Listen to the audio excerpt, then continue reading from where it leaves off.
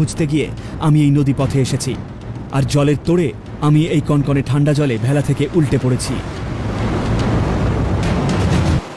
আমার বানানো ভেলাটা আমি ওই জলপ্রপাতে হারিয়ে ফেলেছি। তবে ব্যাপারটা খুব একটা খারাপ হয়নি বলা যায়। আর এখন প্রায় অন্ধকার হয়ে আসছে। সত্যি বলতে শেষের দিকটাতে আমি একটু ভয় পেয়ে গিয়েছিলাম, আর এখন এখানে বসে আছি আর প্রচণ্ড ঠান্ডা লাগছে।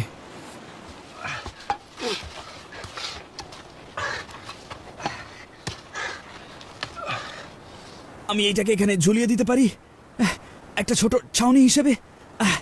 আর এখন আমাকে আগুন জ্বালতে হবে, আর যত তাড়াতাড়ি সম্ভব গরম হতে হবে।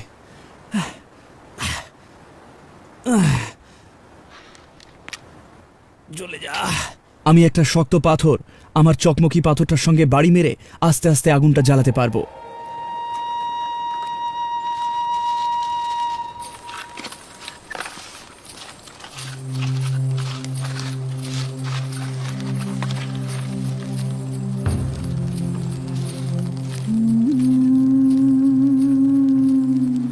প্রায় 10 মিনিট হলো, দিনের আলো প্রায় পুরোই চলে গেছে। সূর্য পুরোপুরি ডুবে গেলে হঠাৎ করে ঠান্ডাটা যেন আবার শরীর ভেদ করে ঢুকতে শুরু করে।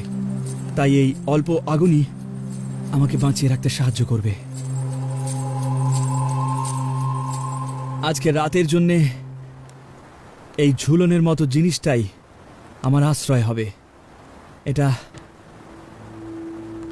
তেমন ভালো হয়তো নয়, কিন্তু আগুনটা জ্বলতে থাকায় আমি অন্তত নিজেকে একটু শুকিয়ে নিতে পারবো আর গরম থাকবো। আমার এখন কিছুটা ঘুমিয়ে নেওয়া উচিত। কিছু আঙ্গুরের পাতা ছাড়া আমি আজ তেমন কিছুই খেতে পারিনি। কাল আমাকে খাবার জোগাড় করতেই হবে।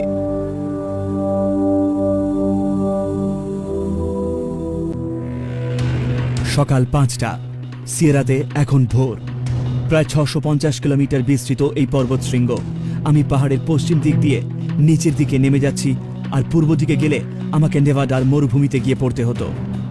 কিন্তু সর্বপ্রথম আমাকে কিছু খেতে হবে, আর সত্যিকারের ইংলিশম্যানের মতো আমি এক কাপ গরম চা পছন্দ করব। আর এইটা আমি পাইন নিডল দিয়ে বানিয়েছি।